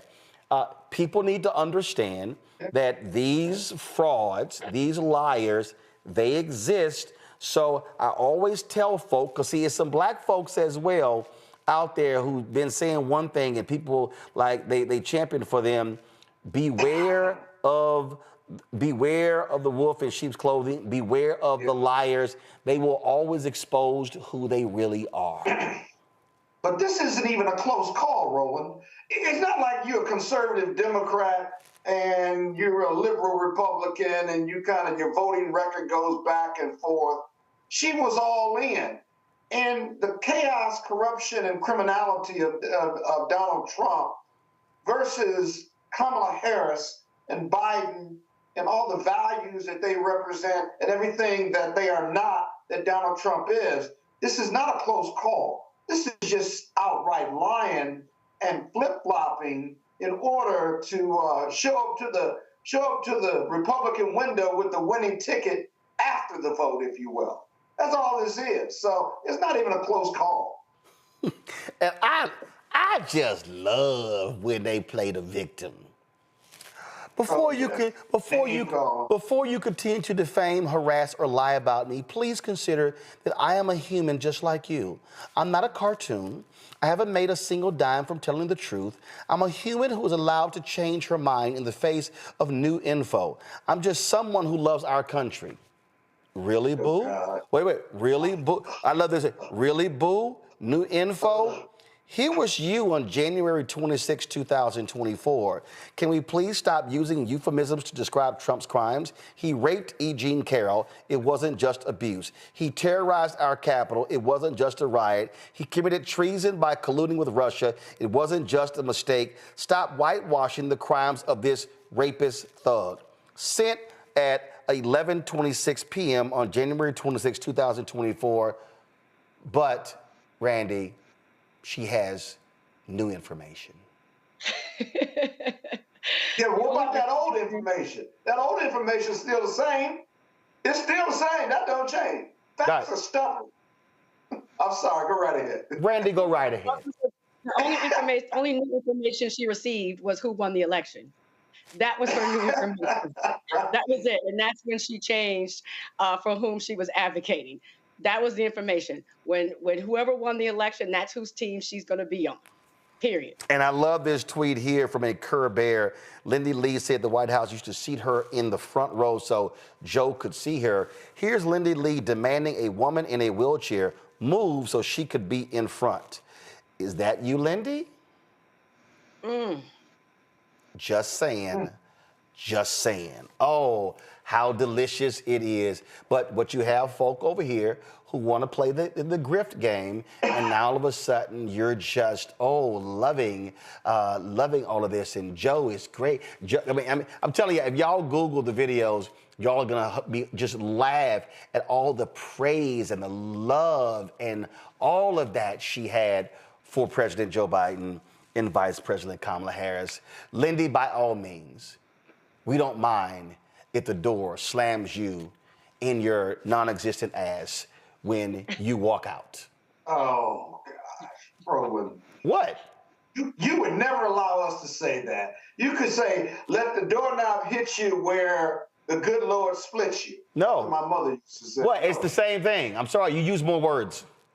I just wanted to talk. Yeah, we know you did. We know you did. So let the door hit her ass and on the way out. And so those are the kind of people, when you're in a battle, you're in a war, those are not the kind of people who you want on your side because they're liars. And so she can get all mad she wants to, but if we started pulling all the photos of her just cheesing and just loving, and if y'all pull the videos, I'm just happy to be at the DNC as an influencer. And this is just great and wonderful. All that sort of stuff that tells you how much of a joke this person is.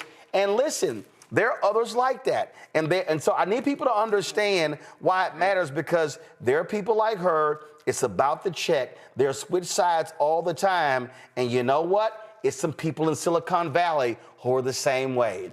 It's some people who have given money to the UNCF and the NAACP who now are standing against people. It's no different than, I'll give you a perfect example, the app Clubhouse. How many of y'all heard the story of the Andreessen and Horowitz, the venture capital firm out there?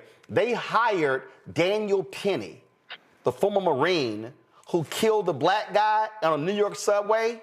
Oh, Scott, you're gonna love this. They hired him. Now, mind you, he went to school and studied architecture for 1 year. They actually have hired him. And they said, we're going to teach him how to be a venture capitalist. Got no experience, no knowledge. Now, these people are complaining about DEI, but they hire a white guy who we only know who killed a black guy on the subway, found not guilty by a jury, and they hired him. So this is why I've been telling people, y'all should completely delete the Clubhouse app. Why? Because that VC firm, they put the money behind Clubhouse.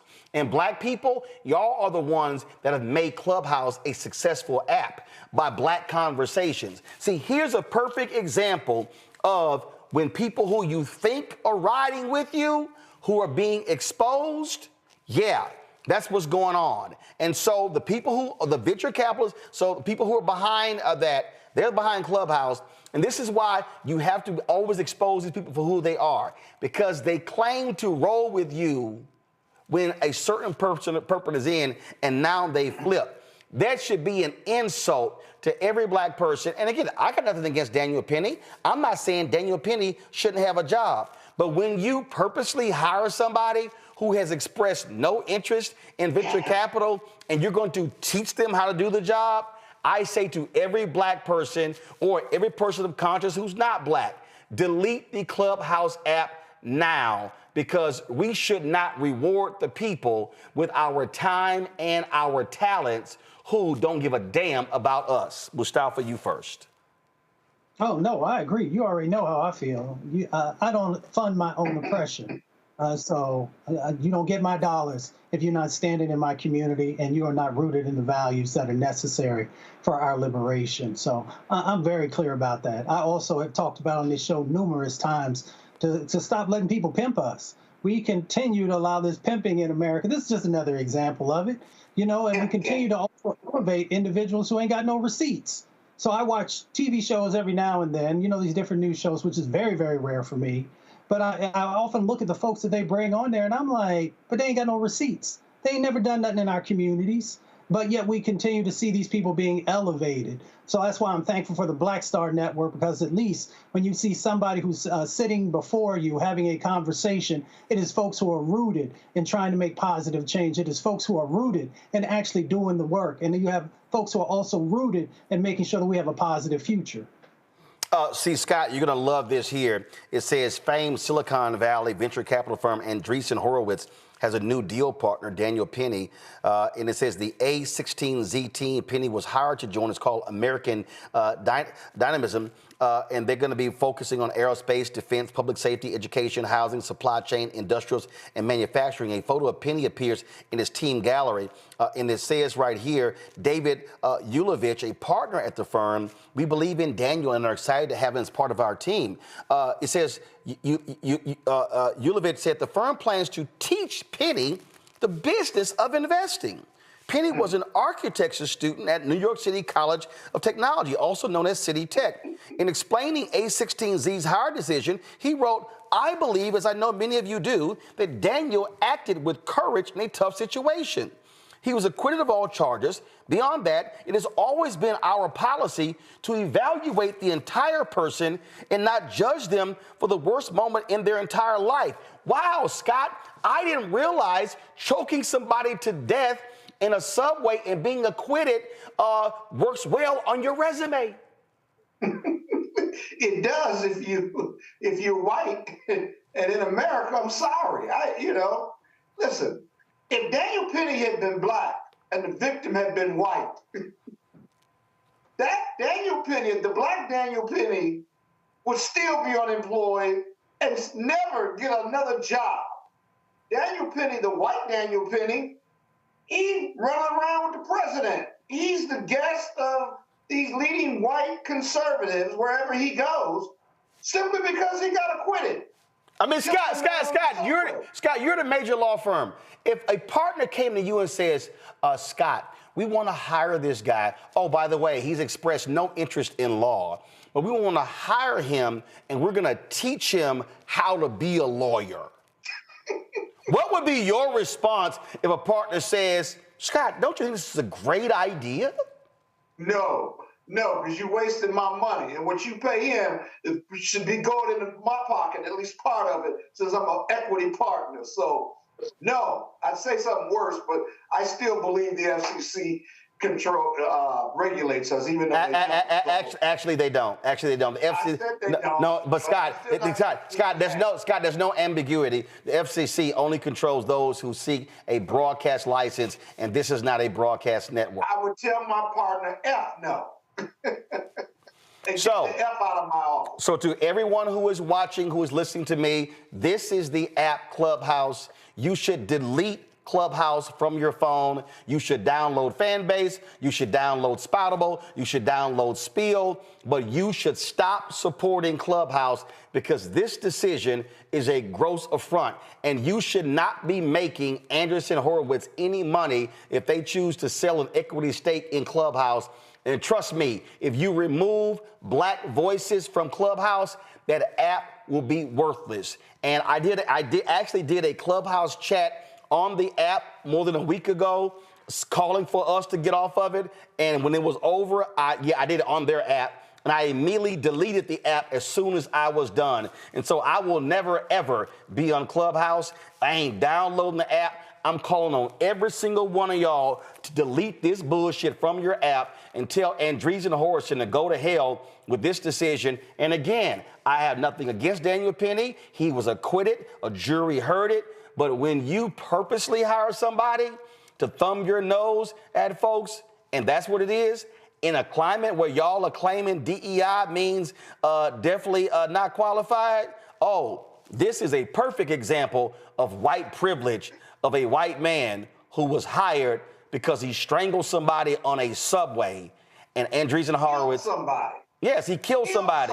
So Andreessen Horowitz. Human being. Yes. Killed a human being.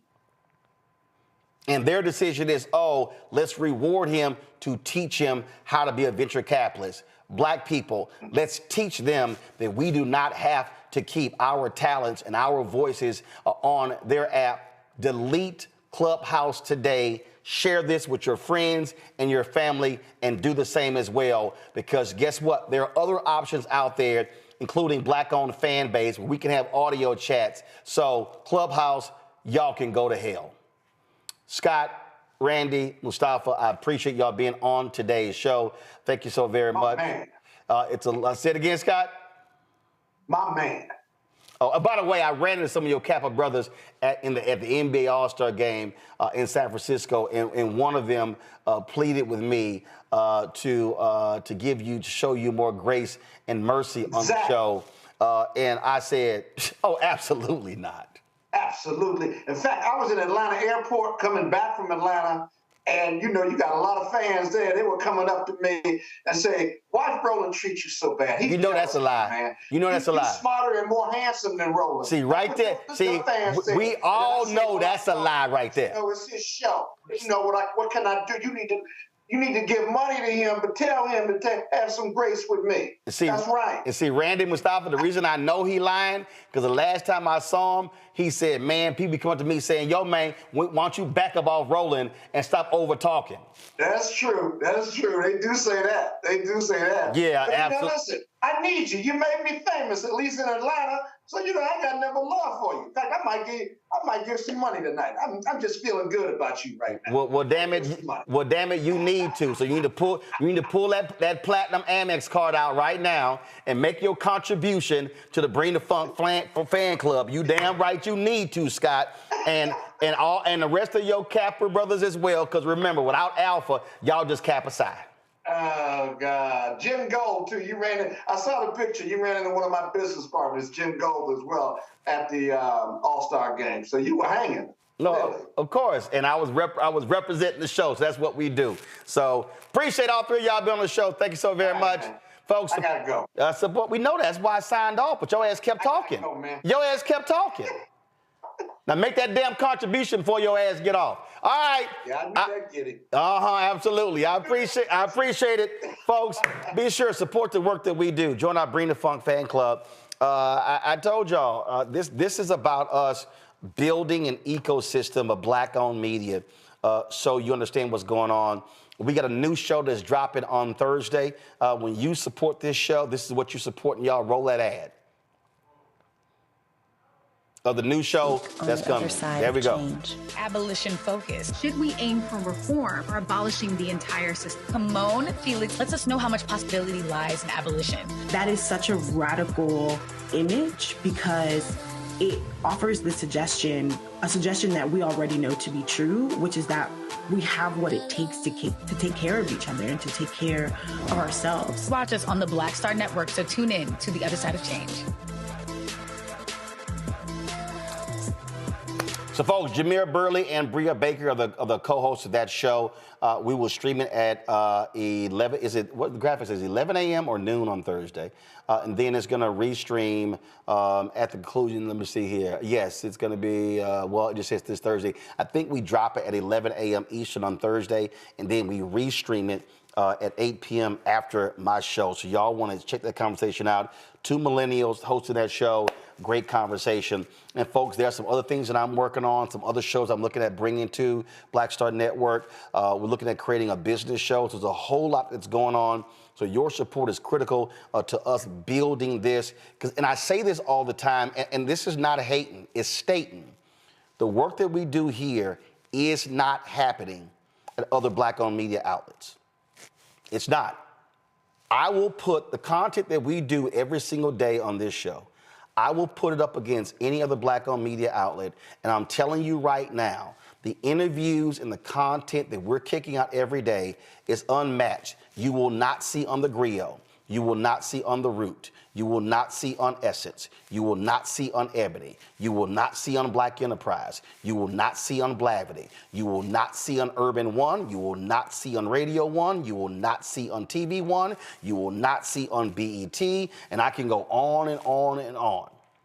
So when you're supporting us, you truly are supporting Black-owned media that is speaking to the interests that you care about. We want you sharing our content. We want you reposting our content. We want you bringing in new voices. In the last 28 days, we've added 90,000 subscribers. We are approaching 1.65 million YouTube subscribers. As we stand right now, it's 1,645,934. But here's the deal. 60% of the people who look at our videos on YouTube don't even subscribe. Why do we want you watching our YouTube videos? Because actually, the better payout in terms of from our videos happens on YouTube. The reason we have the Black Star Network app is that way if anybody says we can't run something, we have our own platform to run it on. We try to drive people to our YouTube channel because those views actually drives revenue. But the second line of revenue is critically important to us is when you donate to our Bring the Funk fan club. When we built this, I said to our audience that I wasn't going to send swag, wasn't going to spend the money on, because that merchandise costs money, all stuff costs money, and the reality is we want to put that money into the show. We want to have new shows. We want to hire more producers. I'm going to tell you right now, I'm just being straight up. I have a plan right now that if we're able to generate an additional listen to me clearly, if we're able to generate an additional $2 million in revenue, I will hire 7 staff writers, an editor, and a digital specialist. We will hire actually 2 editors. So 7 staff writers, 2 editors, digital specialists. That's 10 people. We want to turn blackstarnetwork.com into a news portal. We want to be able to be driving anywhere from 10 to 20 written stories every single week that we'll talk about on the show as well to expand what we're doing. That's what I'm talking about when I say what we're trying to do. I want to be able to add another anchor, another reporter to be able to do some reporting, to host another show as well. I want us to have a second daily show. The other shows that we have right now are weekly shows. I want a second daily show that's either in the morning or that's also coming on before mine, in midday or whatever, and that we're so expanding our footprint. And so that's what our goal is. And I told all of you who are watching, listen to me clearly. When we met with our YouTube representative in Chicago, the Democratic National Convention, this is what they told me. They actually said when they put in Keenan, if we have that graphic, I want you to send it to me if you can, real quick, a screenshot or whatever. They told me that when they they grouped us with all of the progressive shows out there. They just put us in that category. So they put us in the same grouping with Brian Taylor Cohen, with Midas Touch, with the Young Turks. These are people with 6 and 7 million YouTube subscribers, much bigger platforms than our 1.65 million. This is what they said to me, and Keenan was on the line with me. They said, we have the highest watch time per viewer than all of those shows.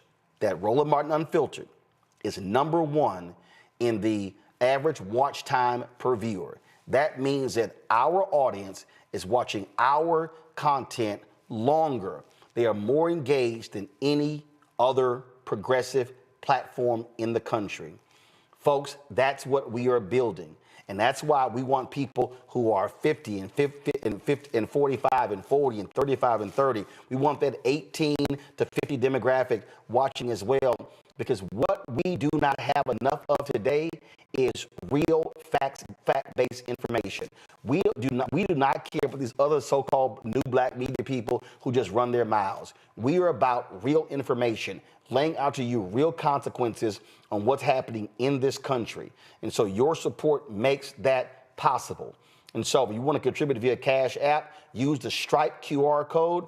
Cash App cancel all of our accounts because they changed their rules. And so if you still want to give to us via Cash App, use the Stripe QR code. If you're listening, go to blackstarnetwork.com.